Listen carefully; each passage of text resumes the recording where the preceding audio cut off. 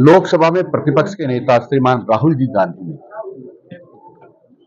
ये कहा है कि हिंदू हिंसक है, हिंदू नफरत फैलाता है, हिंदू झूठा है।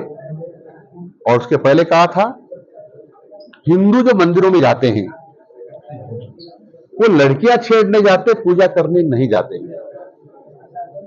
उसके पहले कहा इन्होंने, इनकी पार्टी के प्रधानमंत्री तत्कालीन मनमोहन सिंह जी ने देश के संसाधनों पर मुस्लिमों का हक है।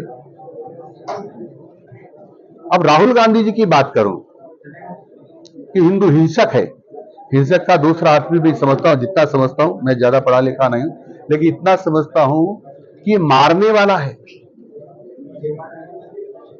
और इसका दूसरा अर्थ यह भी होता है हत्यारा है, यानी पूरी हिंदू समाज को हत्यारा कहना,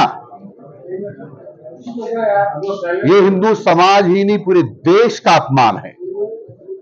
और इस देश का अपमान देश की जनता किसी भी कीमत पर बर्दाश्त नहीं करेगी और देश की जनता है इसका बदला लेगी, छोड़ेगी नहीं, ये मैं गारंटी देता हूं।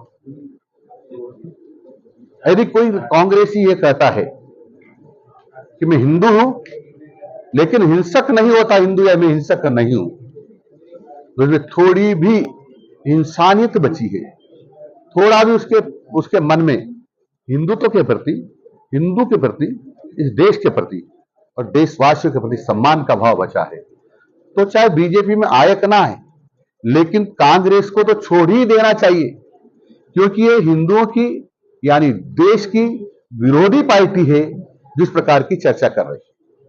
और इन्होंने तो संविधान की हत्या की थी, आप सब लोग को जानकारी, 25 जून को संविधान की हत्या की थी, और अब संविधान का बहाना लेकर कूद रहे हैं। 1975 में 25 जून 1975 को इमरजेंसी लगाई। इमरजेंसी क्यों लगाई? क्योंकि माननीय इलाहाबाद हाई कोर्ट का जो फैसला था उस सुप्रीम कोर्ट ने बहाल रखा कि जो तत्कालीन वहां के एमपी थी श्रीमती इंदिरा गांधी, उसने गलत तरीके से चुनाव जीता है, उसको प्रधानमंत्री रहने का भी कोई हक नहीं था, हालांकि कोर्ट ने कहा था रह सकते हैं। कई कांग्रेसियों ने कहा था कि आपको प्रधानमंत्री पद छोड़ देना चाहिए, फिर भी उनको जची नहीं, तो उन्होंने फखरुद्दीन अली तत्कालीन राष्ट्रपति से दस्तखत करा के और आपातकाल लगा दिया और उस समय यानी संविधान को निलंबित कर दिया। वही कानून जो इंदिरा गांधी कहेगी, यानी संविधान की हत्या का मतलब देश की हत्या करना होता है।